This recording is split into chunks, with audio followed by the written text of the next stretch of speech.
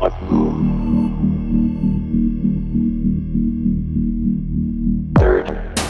back to Third Phase of Moon. My name's Blake Cousins, and we have a special guest back due to popular demand. Michael Horn, the representative of Billy Meier. Incredible case. Michael, welcome to Third Phase of Moon. Glad to be here. Wow, Michael's joining us via Skype live from Arizona, and we're talking to him at home base, Third Phase of Moon, right here in Hawaii. This is going to be an incredible interview, and we want to get started with what's going on. New revelations, new insight to photographs, videos, and even people covering up the information. Let's get straight to the cover-up. What's going on with you trying to get the information out on Billy, and now all of a sudden people are trying to close it down, not getting the word out? Tell us what's going on, Michael. It's actually very interesting. I put out a new film just a little less than a month ago called And Did They Listen? And I submitted the film to one of the administrators at Arizona State University because I thought it might be a nice place to screen the film for a few reasons. One, of course, for students and professors alike to see it and to question and challenge. And two, there's a professor named Paul Davies at that university who's written 5 books on extraterrestrial life, but who's run away totally from even looking at the Meier material. It probably would ruin his career a little bit. Okay, so I submit the film. Nice lady says, okay, I'll watch your film. And then she writes me back and she says, your film will not be shown or sponsored by anyone at ASU. What she said is, we're banning this film. We're censoring this film. Now, folks, you know that all sorts of things go down on colleges. That same college has some kind of a crazy class about using condoms. I mean, quite literally, I've got this on a blog. It's hysterical stuff. But she was so intimidated by seeing this film. She watched it over a weekend's time. She could not criticize one thing, but it so obviously busted up her belief system that she has taken the step to ban the film. Well, let's Michael, let's share with everybody right now this this new documentary that you're going to be releasing, or it's released right now. But everybody at Third Phase of Moon, let's take a look at it right now, and we'll be right back. There was a time when the people had created great turmoil, environmental catastrophes, and wars on their once beautiful planet. They thought of themselves as the only intelligent beings in the crowning glory of creation.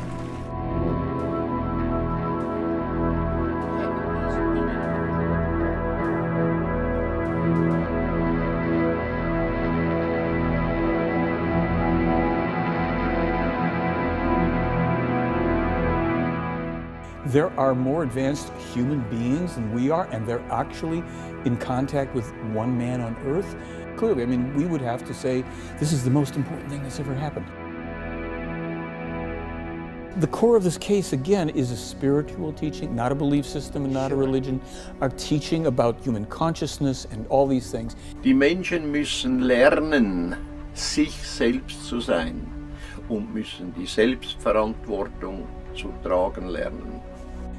Fukushima, Meier was told within mere days, this is already a super worst possible case scenario, which will only get worse. You are being lied to, and the contamination of your seas and your air, your food chain, is going to be exponential.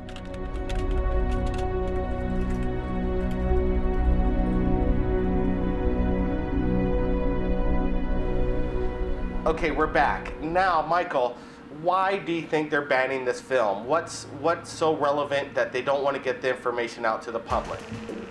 Here's the deal. This film, you know, this is like my 3rd film in 6 years or whatever on the Meier case. It is inescapably real. When you watch the film, we lay out so many things over 111 minutes that anybody can check out. And I know we're going to talk a little bit about the amazing wedding cake UFO that's been analyzed, the prophecy, scientific information. It's so solid that anybody, that has a strong religious belief system is probably going to go a little wacky. Anybody that has only been looking at UFOs for the phenomenon part, you know, let's be honest, the stuff that we can see on film, but we don't know if they're there. Why are they there? This film lays out the reason, what it's about for us as humanity, what we need to learn because of what is already coming down the pipe, and that which is already obviously upon us, and what's coming, people don't want to know. They want to, preoccupy themselves with trendy and I think oftentimes irrelevant things. College students are inheriting this world. High school students are inheriting it. And this woman, who's a very, very nice person, I spoke to her, but it obviously blew her out because you can't criticize. You can't, it's not about little aliens with big heads and big eyes. It's about real human beings who are highly advanced, who for 70 years have been meeting with Meyer, met with him as recently as 2 weeks ago. I happen to know that. And they continue to give him information and to keep a hands-off policy on this. It's up to us now. If this college wants to ban it, it's like trying to pull the covers over your head. It doesn't make it go away. Well, Michael, when we first spoke to you almost about 6-7 months ago, we were happy enough and honored to share the Billy Meyer story, and the response was huge. I remember as a young child myself watching Billy Meyer and seeing these fantastic stories, and more the evidence comes in. People from around the world will say it's a controversial, very controversial story. The evidence is there. People judge it with what they will, but the audience members here at Third Phase Moon just reacted to it so much in a big time way. That's why we're back here talking about this again. And I want to get to some of the questions that people have come to us and wanted to ask you. And first of all, what this is about regarding this photograph, the wedding cake at night, this golden wedding cake shot. Now it's been enhanced, and people want to know what's up. What are we seeing after this enhancement decades later? Well, this is interesting for two reasons. I'll back it up before the enhancement and say to you, there's an arrow on this one photograph, and it's pointing to a band that we can see here. I found out about 3, 4, 5 years ago, I noticed that the dimensions on this craft changed from the daytime craft. You can see photographs of the broad daylight one parked in front of Meyer's house, and this nighttime one, the top of it, we could call it a cupola, extends out of the craft. And this is something that then Professor Zahi also noticed and analyzed. But the real meat of the matter when we look at this wedding cake thing here, and I am a zero with technology. I put it in Photoshop. I did exactly what he said. Turn up the contrast, turn up the brightness, and 32, 33 years later, we see that this is not a model against a black curtain. This is a really large object hovering.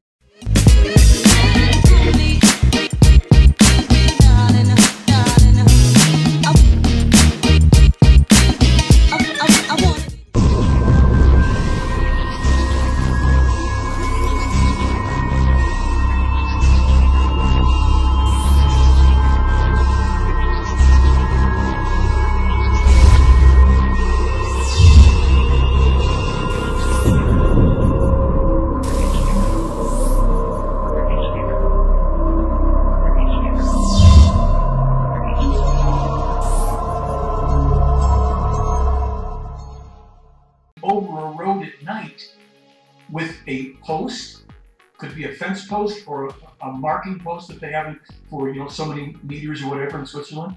Meyer is sitting on another craft above this craft when he takes this photograph. He told people, and the beauty of this is Meyer, he's known for 32, 33 years. Hey, I took that at night, we were hovering over a road. He's never said a word. We have to find the stuff for ourselves.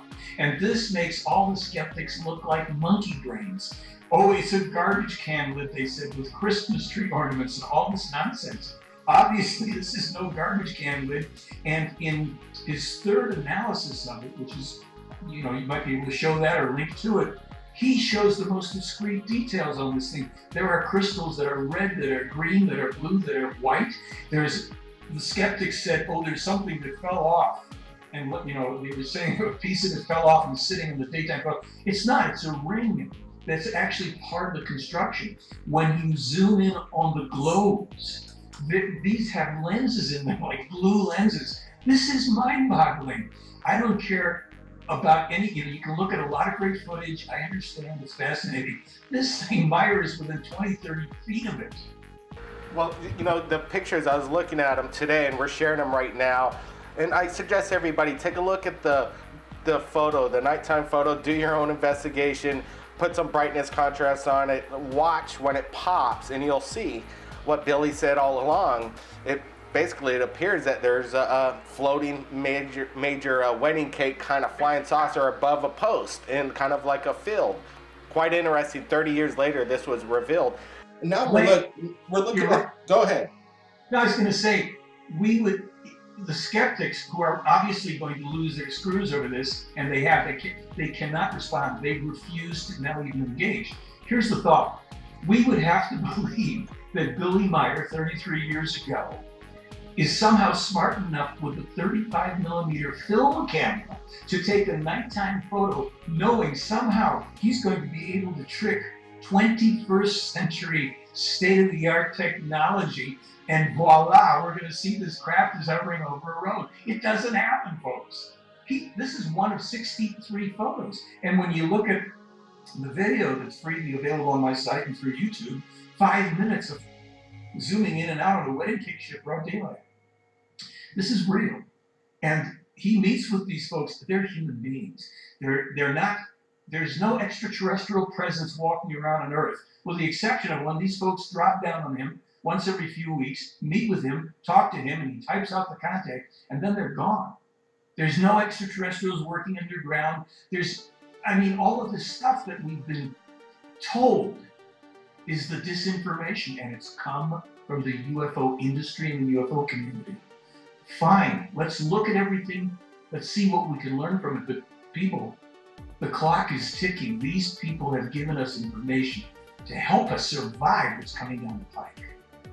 Well, we just looked, as you're saying that, at some of these detailed photos, close up of the, people claim it's some kind of model or something like that. But, 30 years ago, this was, if it was a model manufactured 30 years ago, the detail that we're looking at here is why go out of their way to do it. It is quite interesting. The detail is spectacular, and the technique on whatever it is, it seems extraterrestrial in origin.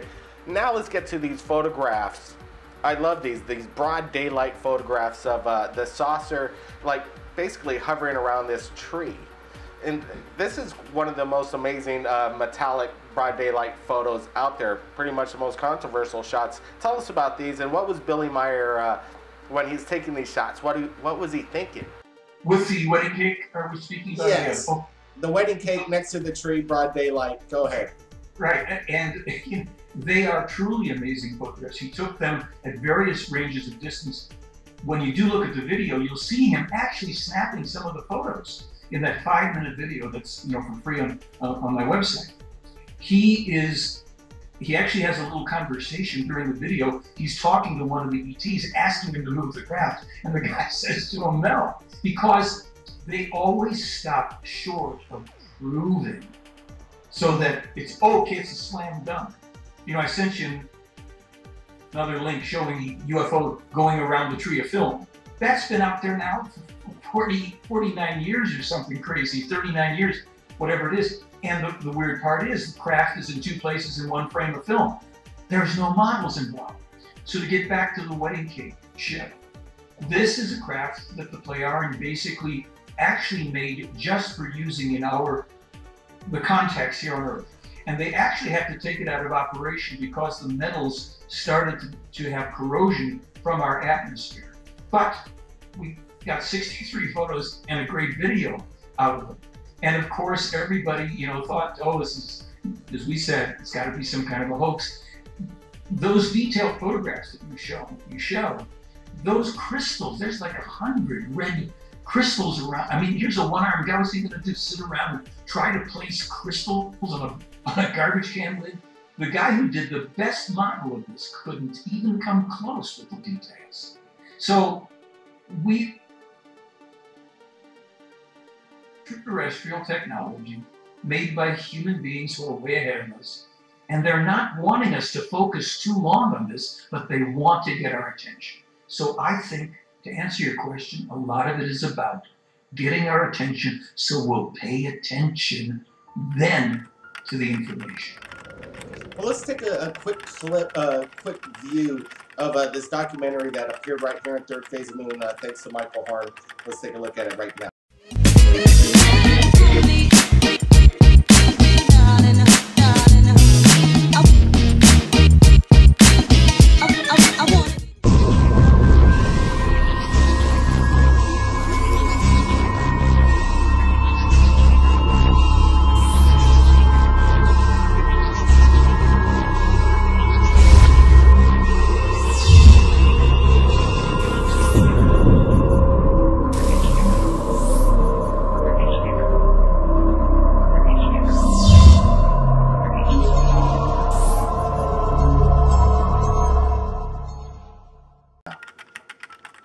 Das Universum, das ist schon The universe is already very, very old, and everything took its time to come into being, even human life. The beginning is the cause from which the effect came about. It's the law of causality which has to take effect. Kausalgesetz, das wirken muss. Der Sinn des Lebens ist die Evolution. The meaning of life is the human being's evolution with regard to his consciousness. Gott, das ist eine imaginäre Gestalt, die die Menschen geschaffen haben. Billy, what is God? God is an imaginary figure which has been created by human beings so they don't have to bear responsibility themselves. Rather, they can shift it onto a deity. But God, in and of itself, is nothing other than a title for a human being who is very highly evolved. Gott ist also nicht das, was die Menschen irrtümlich annehmen. God is therefore not what human beings wrongly assume, that he is the creator of life, the creator of a universe, of space. God is nothing other than a title, be it Allah or Shiva, etc. Der Mensch, der versucht immer eine Macht über sich zu setzen. The human being always tries to set a power above himself, and he calls it God. This God or this power is supposed to be responsible for him and everything and anything that he says, does, thinks and feels, and so forth, and for his fate. Das sich ihm ergibt. Der Mensch ist für alles und jedes, das selbst The denkt. human being is solely responsible for each and everything he thinks, does, feels, and undertakes. He must be responsible for it. Stehen dafür. Muss das Positive und das Negative. He must bear and savor all the positive and negative which he processes through his thoughts, actions, and feelings. Special effect artists that worked on the movie Independence Day, you reached out to them to, share Billy Meyer's evidence. What became of that, and what did they have to say? Tell us about the whole experience. Go ahead. Yes, it was a time that I was making the Silent Revolution of Truth, and my friend, one of my friends knew them and brought me to see them. They were, I think, at the time in Culver City. They're called Uncharted Territory. Volker Engel and Mark, and his last name is escaping me at the moment. It's been probably about 7, 8 years, whatever. Anyhow, they commented on this film that Meyer took, the first film that Meyer took in 1975, where the UFO is going around the tree. Now, many people said, oh, it's obviously a model on a string. It got known as the pendulum UFO too for a while. And so people attacked that as an obvious hoax, and the skeptic set up a miniature tree, and he did a thing with a little model and all. Didn't do a bad job, but what just happened in the last couple of months is Professor Zaghi, who did all of the analysis on the wedding cake ship, decided to go over that film clip. And his findings actually validate what the effects guy said years ago. To really do that shot right and to fake it, you would need a crane and wires and all sorts of things pulling, and because it's not just an object that is dangling and spins around. Professor Zaghi showed, and of course it's linked from my blog, that the craft was behaving in very specific and unusual ways that completely eliminated the possibility of any string. The string would have had to have been shortened, lengthened, the focal point would have had to have moved, all sorts of stuff. Most amazingly, it appears that in a couple of times in one frame of the film, you can see the craft in about 2 places in one frame of the film, somehow. And I think anybody that wants to, again, do what Professor Zahi did, he tells you what equipment he used, and you can take the film clip and analyze it. That isn't my specialty. And of course, I'm really kind of tickled, if you will, that the 2 guys that own that company, the Academy Award-winning company, got it right. It's not just a dangling little model. You would really need a crane, and you'd have to manipulate because of the way the thing turns, wobbles, and backs up. So what we see at first glance, what we appear to see, isn't always what's really happening, what's really there. And that's what's so amazing about Meyer's evidence. There's a lot of these pictures and photographs and videos. It shows that this metallic disc, you know, loves to hang out around trees. Is there a reason behind that, did Billy say?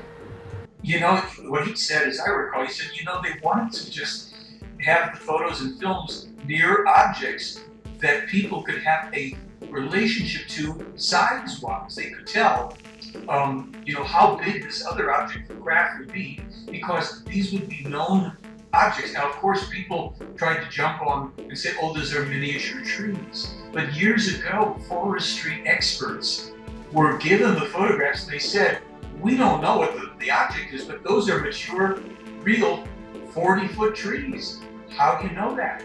Well, there's something called nesting that takes place at the tops of some of these trees. There's pruning marks where branches have been cut off. There's little details that just do not show up on models, because basically a model tree is made to look, quote unquote, good.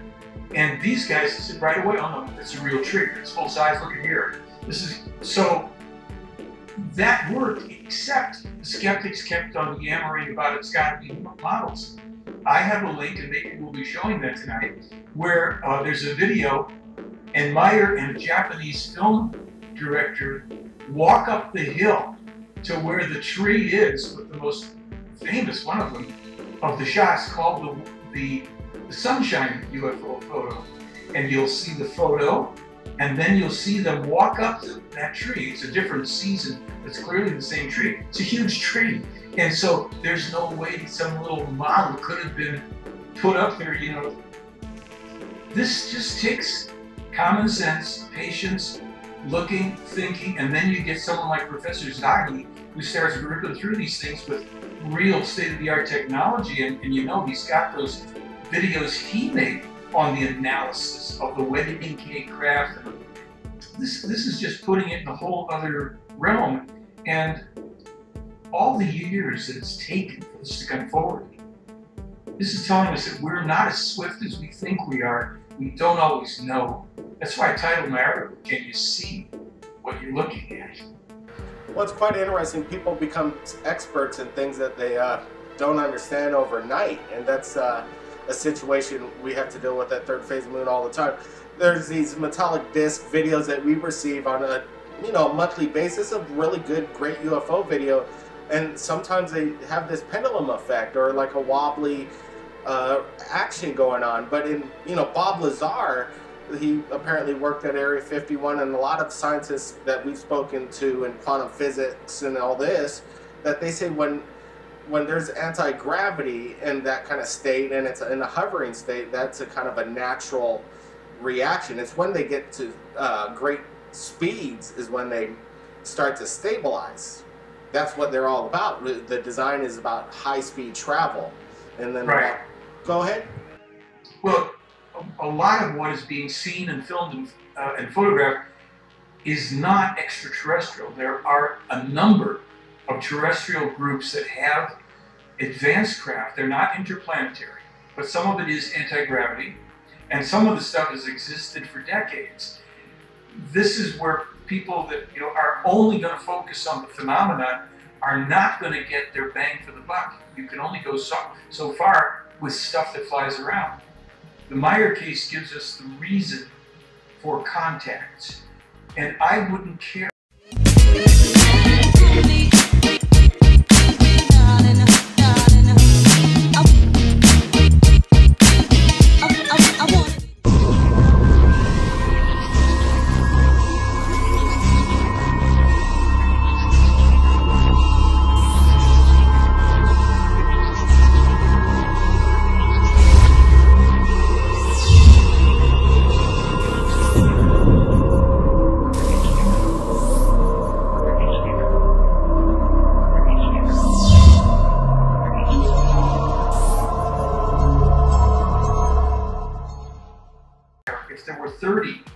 300 other genuine, authentic contactees. There simply aren't. They can't prove it. Lots of good footage nowadays because there's lots of testing of military craft, and there is an extraterrestrial race whose craft are sometimes seen around the world and photographed, and who are not to play around. They are a race that's only observing us at this time. They're not contacting. All right, Michael, you know, everybody wants to know when, if ever, are we ever going to get to speak with, you know, Billy Myers? Well, you know, Billy just turned 77. I'm a little younger than he is, but he speaks mainly German, very little English now. Even when I go over there, I have to bone up with my almost non-existent German to talk to him. He gives me a break when I've run out of words. You know, he'll speak to me a little in English, but he does no more interviews. He's let us come over to film him. We have another shorter film that'll be coming out in a couple of months where he answers questions about the spiritual teaching. It's very interesting. And we, of course, have a couple clips in this film and another film I have out. But his attitude is, look, I've written 26,000 plus pages of information. If we could sit down and have a conversation together, we won't learn as much in an hour with him as we can if we just sit there and voraciously go through the material. Think about it, question it. That's the way it is with good information. It's why you can go to a college, you get a lecture or something, but you've got those books. You see what I'm saying? So, sure, it's great to talk to Billy, but he's just, really, being with him is just like being with another guy. The difference is that maybe 15 minutes or 20 minutes before I sat down to talk to him, he's had a meeting with some of the extraterrestrial human beings, and they were doing work, and to them it's not a big deal, but they're not going to interact with us. So, what can I tell you?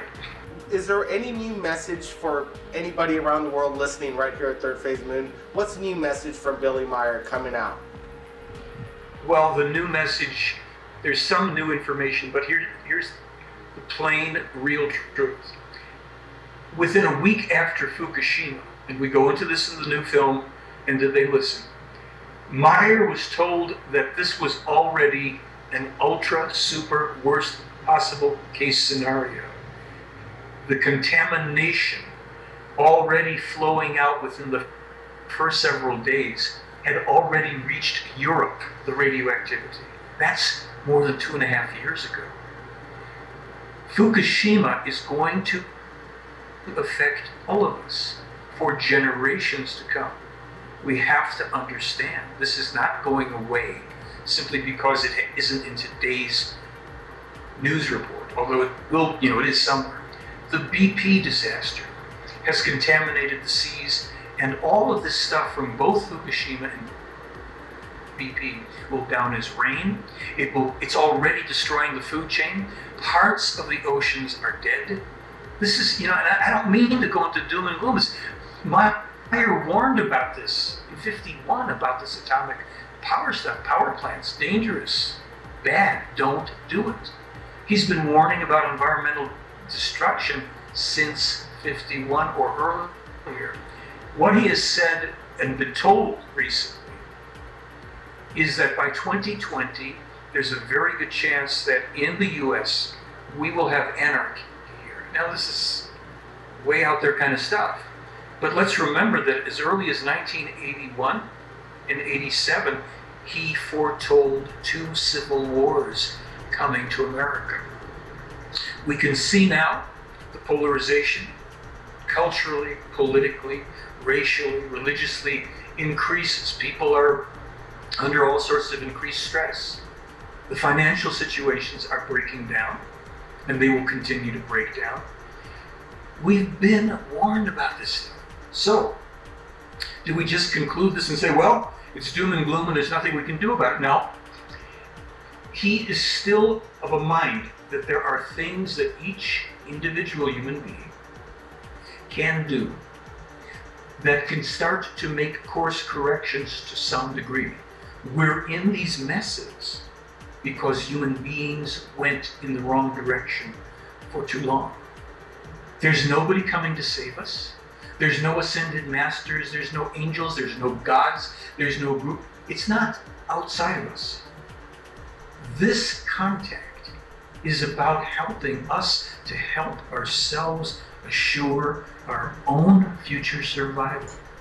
We don't have to contract in fear and desperation. If anything, we should be accessing our own internal joy. We should be concentrating and meditating and looking to connect with other human beings who simply want to do those things, to correct their thinking and their feelings and their actions towards peace, love, freedom, and harmony. It sounds simplistic, but who doesn't want those things?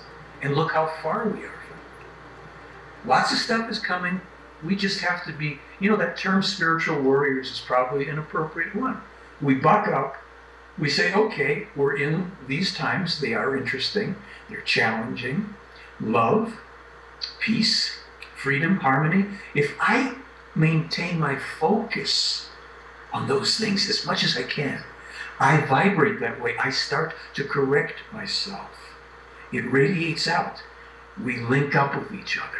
And then we realize it's never been about UFOs. It's never been about extraterrestrials. They've been through this. They had a world that was basically destroyed by atomic energy plants when they had things like meteorite strikes or earthquakes that ruptured those plants. They want us to go right to deep geothermal energy.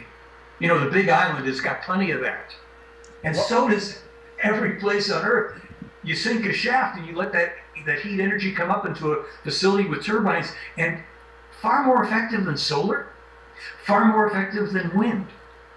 You can use those other things, but we don't need nuclear power plants to continue to poison. So there is so much here. Michael, I really want to thank you for joining us right here at Third Phase of Moon, and we're going to have you back, and hopefully we could have the public and the Third Phase of Moon viewers ask you the questions, and we'd hope to set this up and let everybody know about that.